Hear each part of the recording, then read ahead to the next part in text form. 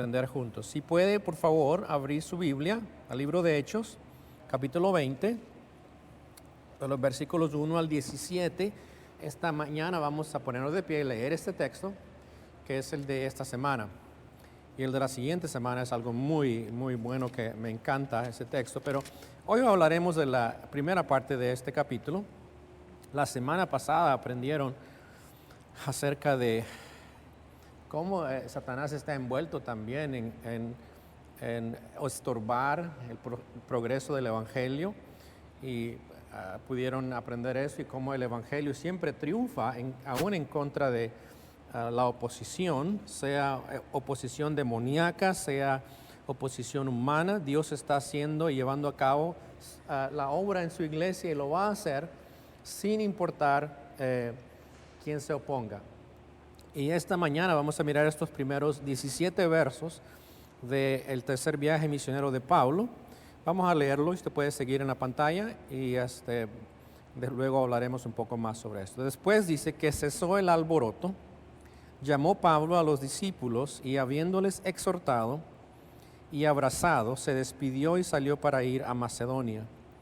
Y después de recorrer aquellas regiones y de exhortarles con abundancia de palabras, llegó a Grecia, después de haber estado ahí 3 meses, y siéndole puestas acechanzas por los judíos para cuando se embarcase para Siria, tomó la decisión de volver por Macedonia. Y le acompañaron hasta Asia Sópater de Berea, Aristarco y Segundo de Tesalónica, Gayo de Derbe y Timoteo, y de Asia Tíquico y Trófimo. Estos, habiéndose adelantado, nos esperaron en Troas. Y nosotros, pasados los días de los panes sin levadura, navegamos de Filipos, y en 5 días nos reunimos con ellos en Troas, donde nos quedamos 7 días. El primer día de la semana, reunidos los discípulos para partir el pan, Pablo les enseñaba habiendo de salir al día siguiente, y alargó el discurso hasta la medianoche. Este texto es un poco cómico, y mire por lo que pasa. Había muchas lámparas en el aposento alto donde estaban reunidos, y un joven llamado Eutico, que estaba sentado en la ventana, rendido de un sueño profundo, por cuanto Pablo disertaba largamente, vencido del sueño, cayó del 3er piso abajo y fue levantado muerto.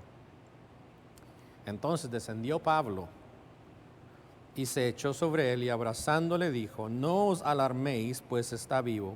Después de haber subido y partido el pan y comido, habló largamente hasta el alba, y así salió.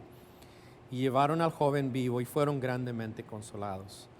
Nosotros, adelantándonos, navegamos a Asón para recoger ahí a Pablo, ya que así lo había determinado, queriendo él ir por tierra.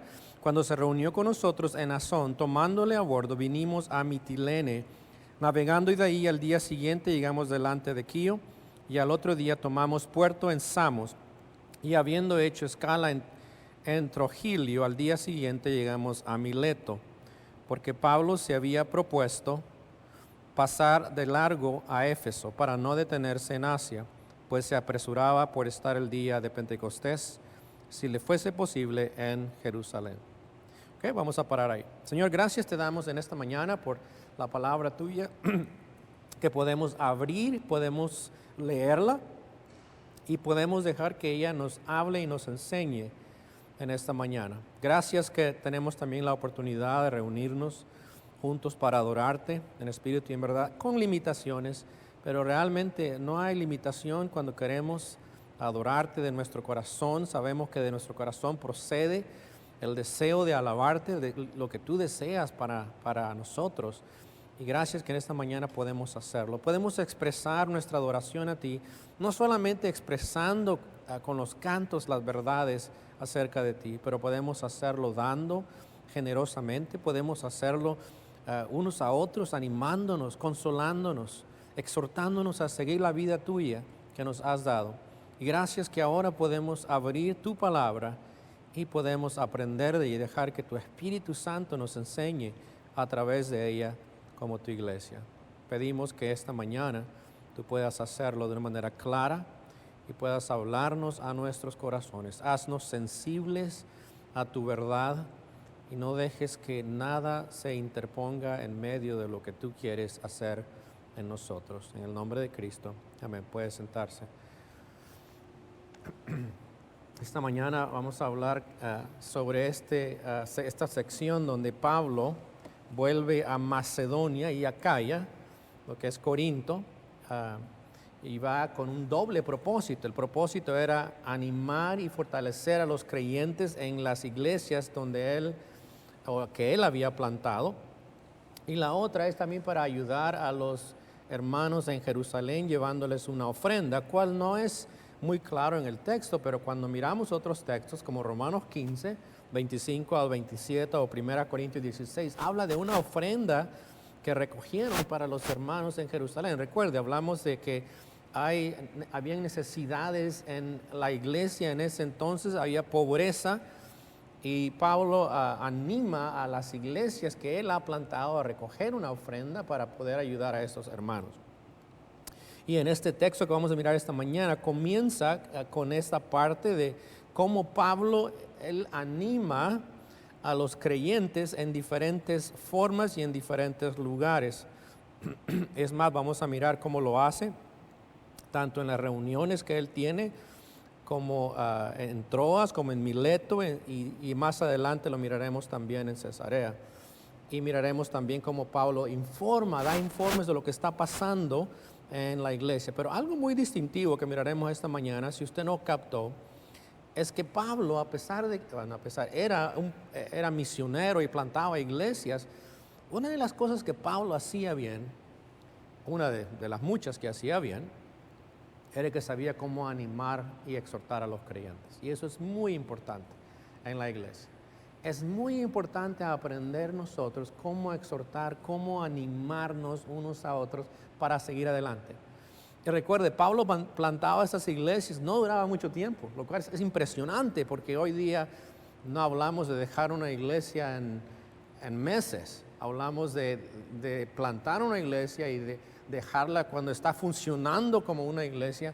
Pero Pablo aprendió a depender del Espíritu Santo, que cuando él plantaba una iglesia y dejaba líderes que obviamente tenían un fundamento bíblico muy diferente al de nosotros hoy día, pero quedaban ahí y el Señor seguía haciendo la obra. Pero Pablo también toma tiempo para volver a esos lugares y animar a los creyentes y exhortarles a seguir en el camino del Señor. Y eso es lo que hace en este texto, lo vamos a mirar. Miren los versículos 1 al 6, cómo es que él exhorta y fortalece a otros. Primero miramos que dice, cesó este alboroto del cual hablaron la semana pasada, pero Pablo llama a los discípulos, a los creyentes, y mira la manera en que les anima, habiéndoles exhortado, animado y abrazado, se despidió y salió para Macedonia. Otra vez, Pablo tiene este don de poder exhortar y animar a los creyentes. ¿Sabes? Esto es importante. La persona que tiene este don es muy evidente.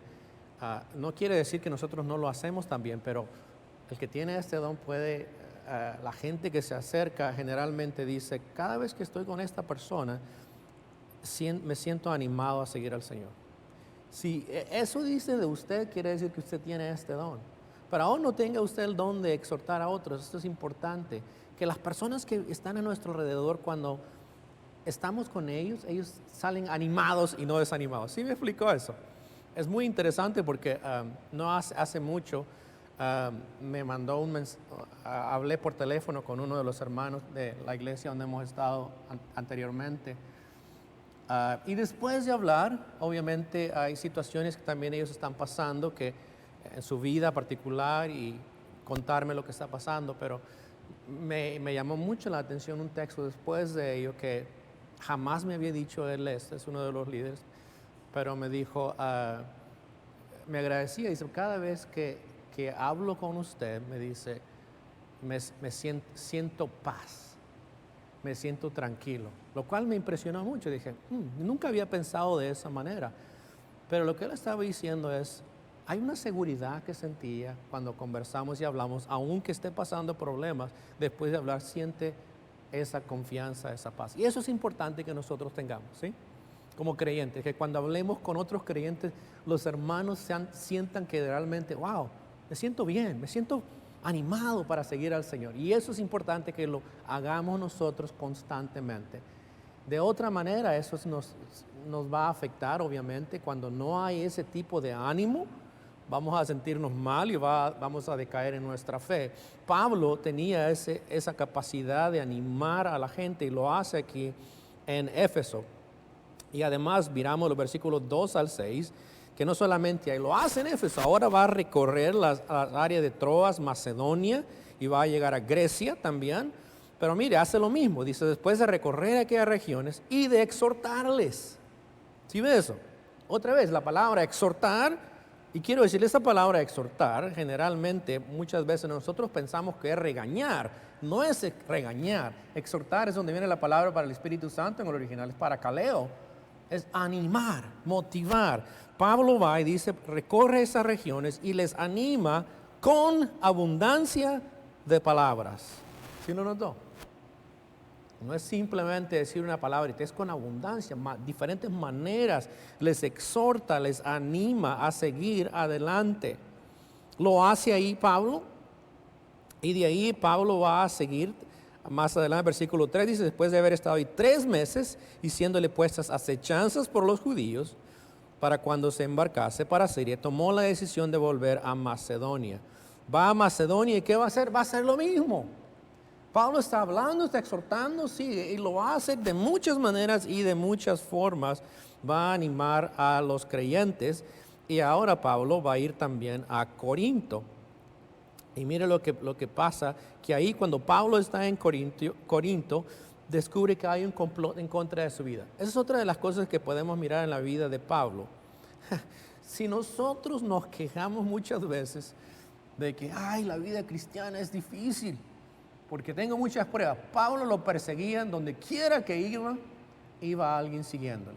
Judíos celosos, judíos que querían pararle, y donde él iban detrás de él para causar problemas, causar alboroto para poder parar a Pablo. Pero Pablo, a pesar de todo esto, Pablo sigue adelante. Y mire, eso es lo que sucede cuando él llega a Corinto. Y eso estamos hablando aproximadamente en el año 55, 56, después de Cristo, donde pasa ahí 3 meses. Y él descubre un complot para matarlo, imagínense eso. Un complot para matarlo. Obviamente eso causa que Pablo decida irse de ahí y siga para Jerusalén. Dice que habiendo adelantado y se nos esperaron en Troas, versículos 5 y 6, pasados los días de los panes sin levadura navegamos de Filipos, y en 5 días nos reunimos con ellos en Troas, donde nos quedamos 7 días. Pablo está listo para ir a Jerusalén, está organizándose geográficamente con un equipo de líderes. Es muy probable que lo que está haciendo Pablo es tomando personas de diferentes iglesias, porque va a llevar representación de las iglesias que él ha fundado para llevar la ofrenda a Jerusalén. Y por eso miramos Pablo con estas diferentes personas, líderes que le servían a él. Y otra vez, Pablo, el deseo de él es animar, y lo hace con muchas palabras, y lo va a hacer más adelante en Jerusalén también, trayendo esta ofrenda para animar a los creyentes a seguir adelante aún en las situaciones difíciles. En los versículos 7 al 12 encontramos que él llega a Troas en el día del Señor. Vea el versículo 7, el primer día de la semana. Reunidos los discípulos para partir el pan, Pablo les enseñaba, habiendo de salir al día siguiente, y él alargó el discurso hasta la noche. Aquí miramos que Pablo se reúne una vez más con la iglesia en el domingo. Esto es donde tomamos la idea del primer día de la semana, domingo. La iglesia se reúne en ese día, por eso lo hacemos nosotros a un día. Es el patrón que se fundó desde el comienzo y sigue haciendo parte aún en este tiempo, fundamentado por Pablo. Y se reúne, ¿qué hacían? Mira lo que dice, partir el pan. Eso de partir el pan es la cena del Señor, que esta mañana tendremos la oportunidad de tomarla todos los que somos creyentes. Lo hace y dice que al día siguiente, iba a salir al día siguiente. Y Pablo, una vez más, empieza a hablarles y a exhortarles, a animarles en el Señor. Versículo 7, y alargó el discurso hasta la medianoche. Es muy interesante porque la palabra que se usa aquí es diálogo. Pablo tenía diálogo con los hermanos, estaba hablándoles, dialogando con ellos. Y sabes, es algo que nos falta a nosotros también. Muchas veces parece que es difícil cuando uno está aquí al frente tratar de dialogar con ustedes, porque ustedes no quieren dialogar. Yo trato y ustedes no me responden, pero yo he tratado, no estoy bromeando, pero parte de lo que hacía Pablo en contextos más pequeños era dialogar con las personas y exhortarles y animarles, y es lo que está haciendo Pablo. Tanto era que alargó su discurso. ¿Sí notó eso? En nuestra cultura eso no es muy común, ¿cierto? Todos estamos enfocados muchas veces en el reloj. Estamos enfocados, ¿qué es lo que me va a decir? Y dígamelo ya, porque estoy de rápido. Pero Pablo tomaba el tiempo para enseñar a los creyentes lo que necesitaban ellos aprender. Y esto es lo que hace, extiende este tiempo. Usted sabe que, no sé si sabía, en los Estados Unidos, originalmente, los servicios eran muy diferentes a los de hoy. ¿Sabían eso? Generalmente la gente venía a los servicios y estaban de pie, no habían muebles al comienzo de los Estados Unidos. Y los servicios duraban mucho tiempo. Algunas veces eran hasta 3 horas de pie y escuchando. ¿Se puede imaginar eso? Y tenían que volver en la noche también a los servicios. Eran servicios muy largos. Obviamente esa práctica, ¿verdad? No es muy práctica hoy día, pero eso es lo que hacían y la gente estaba dispuesta a venir hoy día con las comodidades que tenemos. Aún así es muy difícil estar más de 1 hora, ¿cierto? Algunos de ustedes tienen el reloj puesto ahorita y yo sé que a tal hora ustedes van a salir. Tan pronto diga adiós, ustedes van, ¿sí? Pero eso no era la iglesia en ese entonces. Y no es necesaria como la iglesia debe de ser. La iglesia debe de tomar el tiempo para animarse, para exhortarse, para ayudarse a crecer en el Señor. Y Pablo tiene que asegurarse, está tratando de ayudar a estas iglesias a hacerles sentir que deben de seguir al Señor y debe ayudarles y animarles a crecer en Él. Y tanto está aquí Pablo hablando, dice que duró hasta la medianoche. ¿Pareció eso? No lo he escuchado antes aquí en los Estados Unidos de algo similar. He escuchado de vigilias de oración, hemos tenido, pero no he escuchado esto antes, de que alguien ha durado tanto exponiendo la palabra. Sí, hay eventos especiales en inglés que le llama David Platt, hace mucho acerca de eso, de la iglesia perseguida, y lo empezó a hacer en los Estados Unidos. Y mire lo que hacía él. Creo que fue a la China donde él estuvo, y llegando a la China, la iglesia está escondida, pero lo invitaron a hablar, a enseñar. Y cuando llegó él, no me acuerdo qué libro el que estaba enseñando, pero era un libro de la Biblia, empezó a enseñar y la gente le dijo, él paró su tiempo, no sé qué tanto tiempo, recuerdo que era, pero le pidieron, enséñanos más. Y siguió hablando, y siguió hablando, y siguió hablando. No sé cuántas horas, no te acuerdas cuántas horas, pero duró más de 6 horas hablándole a la gente y la gente estaba, denos más, díganos más. Imagínense eso. Él quedó totalmente impresionado con esto. ¿Cómo es que esta gente que está siendo perseguida por el Evangelio tiene tanta hambre de conocer la palabra de Dios? Que no estaba satisfecho con una media hora, 1 hora, quería más y más. Y esto cuando él lo vio en los Estados Unidos, entonces cada año hace un evento que le llaman, básicamente lo que hace, él expone un texto de la Escritura por 6 horas. ¿Sí? Y lo hace a través de videos y la gente está escuchando pero la intención es, como creyentes queremos aprender la Escritura y queremos dedicar este tiempo para estudiar. ¿Se imagina eso? Eso es bueno, ¿cierto? Y eso es lo que está pasando aquí en la Escritura. Miramos que Pablo está hablando a estas personas y alarga su escritura, pero no vemos que la gente está quejando, excepto un joven ahí que le ganó el sueño, ¿cierto? Vea que Pablo no solamente trae el mensaje de la palabra de Dios, versículo 7, dice, había muchas lámparas en el versículo 8, donde estaban reunidos, pero estaba este joven. Muy interesante que el nombre Eutico significa afortunado. ¿Qué pasó, afortunado? ¿Qué te pasó? Me caí. Pero lo interesante, y no sabemos qué tantos años tenía, puede que tenga entre 7 y 30 años, no sabemos realmente. Es posible que era un sirviente pero se quedó dormido mientras Pablo estaba hablando junto a la ventana y cae de ese piso y muere. Es muy importante notar, obviamente, este joven ya está escuchando el Evangelio, no sabemos si es creyente, estamos asumiendo que lo era, pero vea lo que sucede. Pablo no solamente sabe cómo animar a la gente, sabe cómo predicar el Evangelio, pero Pablo también va aquí, es un poquito, debo admitir, me causa un poco de humor cuando leo esto. Yo creo que Pablo, mire lo que hace. Cuando Pablo dice estaba vencido por el sueño, cayó del tercer piso y fue levantado muerto. Entonces, versículo 10, descendió Pablo y se acechó, se acostó sobre él y abrazándole dijo, no os alarméis, pues está vivo. Ese es el poder de Dios en ese momento. Dios le concede a Pablo esto. Después de esto miramos de que este joven se levantó y está vivo y la gente está consolada después de haber hecho esto. Pablo en esencia lo que está haciendo es le devuelve la vida a esta persona. Es muy similar, si usted quiere compararlo, al caso de Elías y Eliseo en 1 de Reyes 17, 21 en adelante y 2 de Reyes.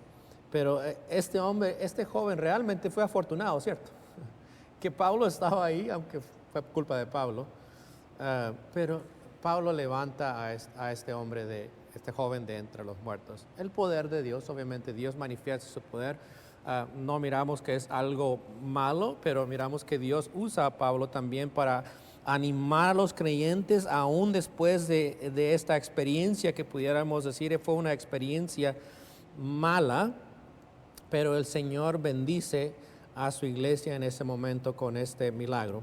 Y miramos en los versículos 9 a 11 que hay esta comunidad entre los creyentes. Mire, después de haber subido y partido el pan, versículo 11, comido. Siguió hablando Pablo. Yo estoy esperando que este joven ya no está en la ventana, ¿verdad? Pero vea, habló largamente hasta el alba y así salió. Pablo no paró. Medianoche y siguió. Wow, ¿qué? Este joven lo revive Pablo, muestra el poder de Dios, pero ahora también conviven como creyentes y sigue exponiendo Pablo la palabra del Señor. Y obviamente algo que tenemos que llamar la atención aquí es la comunidad que hay en el Señor. Y esta mañana estábamos hablando en la clase de las 9 sobre lo que es la comunidad. Algo de que el tema que estábamos hablando, que estaba el hermano Josué hablando, era la soledad. ¿Sabe? La solución para la soledad es comunidad, todos lo sabemos. Pero aún como creyentes tenemos la tendencia a aislarnos. ¿Sí? Y hablábamos las razones por qué nos aislamos muchas veces. A veces son situaciones difíciles que experimentamos donde nos aislamos, pero también muchas veces hemos creado nosotros una imagen de la iglesia que pensamos que no es para tener comunidad, es para venir y sentarnos donde usted está ahí, viene el servicio, canta, escucha, saluda, es cortés con la gente y se va. Y usted dice, eso es comunidad, eso no es comunidad. Eso es parte de lo que hacemos como comunidad, pero no es. Comunidad es cuando nosotros convivimos juntos, cuando podemos dedicar tiempo.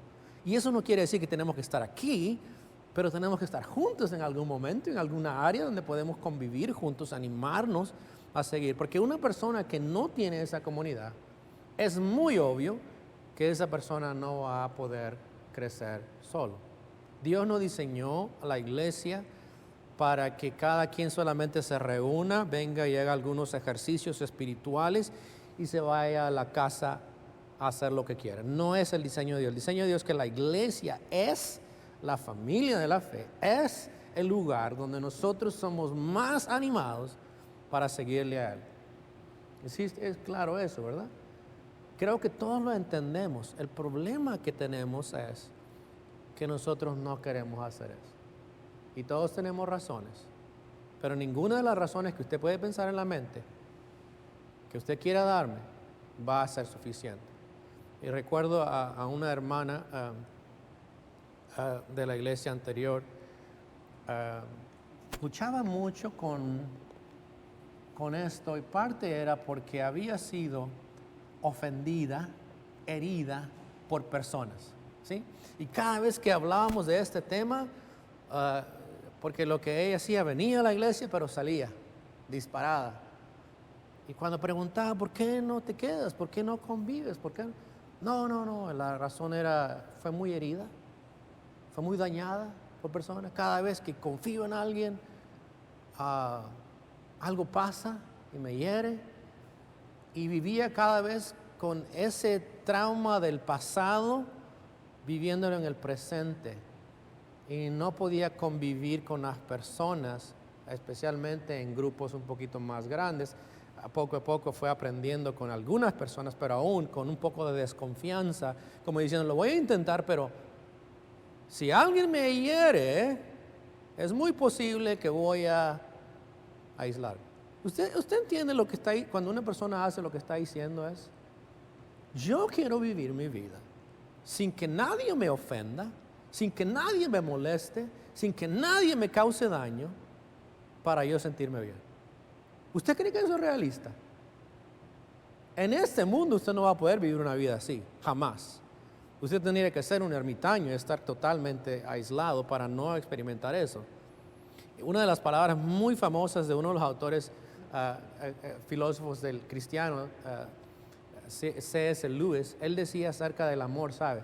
Dice, si tú no quieres que alguien te cause daño cuando amas a alguien, toma tu corazoncito, guárdalo por ahí y escóndelo en una cajita para que nadie te lo toque, nadie te haga daño. Hazlo así, pero ¿sabes qué dice? Eso no va a darte nada. Eventualmente vas a terminar solo, sin nada. Porque ¿sabes qué? Dios nos diseñó para vivir en comunión con otros. Y eso no es fácil, ¿cierto? Esta semana que estuvimos en un retiro, mi esposa y yo, precisamente en el día de nuestro aniversario, imagínense eso. Lo cual para mí es como, ¿cómo va a estar en un aniversario, en una conferencia y está hablando del matrimonio? Pero algo que hablaba este hermano y decía es, Dios nos dio a nuestra pareja, a nuestro esposo o esposa, para pulir nuestro carácter, ¿cierto? Y esa persona con la que estamos casados es la que sabe más acerca de nosotros que cualquier otra. Conoce exactamente cómo somos. Pero Dios lo hizo a propósito porque Dios quiere ayudarnos a crecer a nosotros para que nosotros podamos amar a nuestras esposas o las esposas amar a los esposos, ¿sí? Y muchas veces la idea no es así en el matrimonio, ¿cierto? Yo me caso porque encontré en inglés le llaman my soulmate, que es ¿qué es en español? No sé si tenemos algo así. Mi persona gemela, no sé, es como la persona ideal, la que me complementa perfectamente. Ese es un sueño, por favor, no existe. ¿Ok? No existe. Dios nos da la persona con la cual vamos a crecer espiritualmente, vamos a aprender más de esa persona y también aprender juntos. Y en la iglesia es igual. La persona que usted piensa que es la que menos debe acercarse es la persona que Dios quizás va a poner más en su vida hasta que usted aprenda a relacionarse con esa persona. Porque esa es la voluntad del Señor. Dios sabe lo que nosotros necesitamos en nuestra vida para poder crecer. ¿Verdad? ¿Es cierto? Como hijos de Dios sabemos, Dios nos llamó para vivir, para ser santos, proceso de santificación. Y Dios va a usar, adivina quién va a usar para hacernos crecer, la gente a nuestro alrededor. Esposas, hijos, hermanos en la fe. Y es por eso que tenemos de aprender que la comunidad de creyentes es necesaria para nuestro crecimiento, aún así no sea fácil. Pablo experimenta esto con la iglesia aquí. No solamente tiene este tiempo de animarles, exhortarles, hacerlo de una manera extensa a través de la cena, pero también compartiendo, cenando juntos. Miramos en los versículos 13 a 16 que Pablo ahora viaja a Mileto, que son aproximadamente 20 millas más. Versículo 13 dice, nosotros adelantándonos, recuerden, Lucas está hablando, parte del equipo. Embarcamos, navegamos a Asón para recoger ahí a Pablo. ya así lo había determinado, queriendo él ir por tierra. Pablo va a viajar ya está adelantándose, versículo 14, cuando se reunió con nosotros en Asón, tomando el abordo vinimos a Mitilene.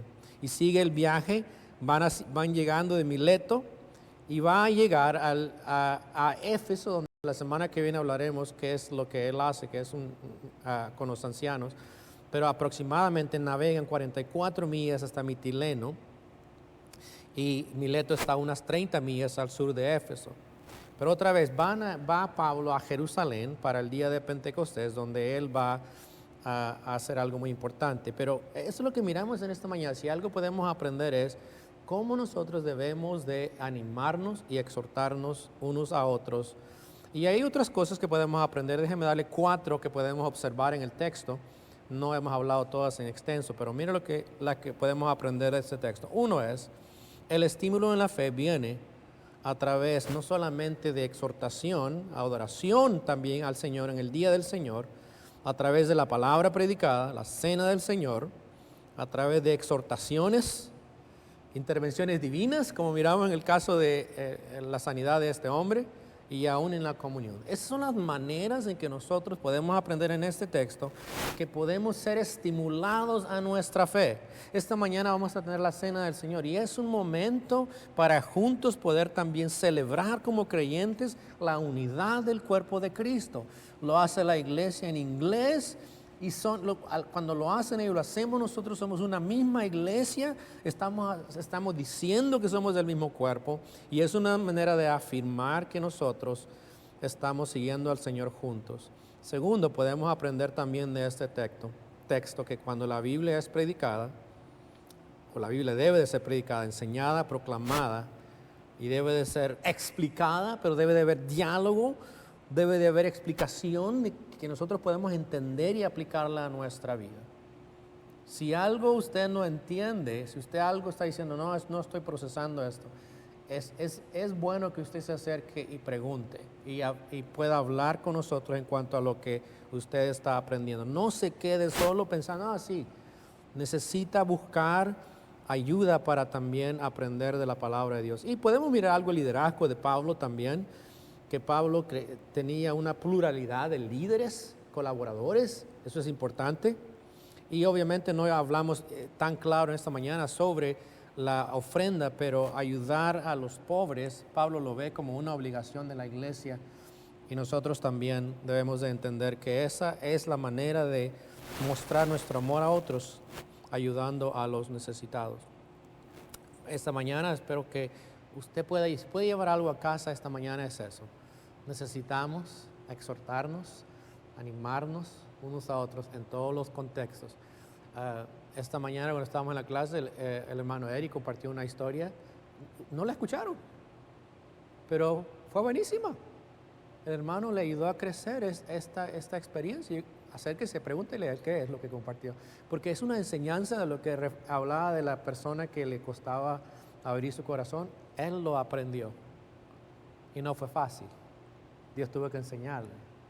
Y ve lo que nos perdemos. Cuando yo no estoy con Él, si Él no está, yo no puedo recibir de Él. Sí, está claro. Si usted no está presente, no va a recibir. Si usted no convive, no va a crecer.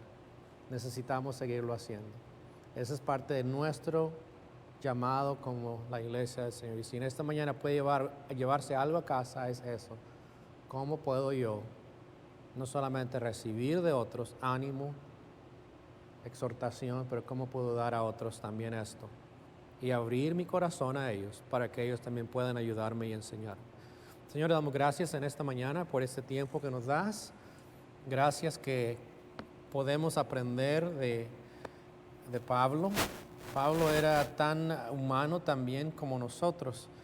Miramos que Pablo también experimentó mucha prueba, mucha lucha, mucho desánimo aún, porque siempre tenía a alguien persiguiéndole, siempre habían personas tratando de hacerle daño, pero él estaba determinado a compartir tu verdad, el evangelio, a toda persona que no te conocía.